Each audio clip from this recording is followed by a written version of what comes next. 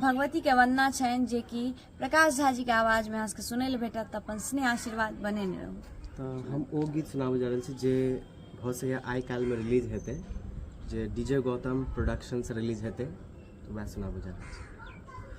Yellow शरण मैया गावत भजन, दिया दरस मैया खोलो नयन। एलो शरण मैया गावत भजन, दिया दरस मैया खोलो नयन। बाजे बगिया में कोयल इजोर भागले, बाजे बगिया में कोयल इजोर भागले। जागु जागु मैया रानी उठ भोर भागले, जागु जागु मैया रानी उठ भोर भागले।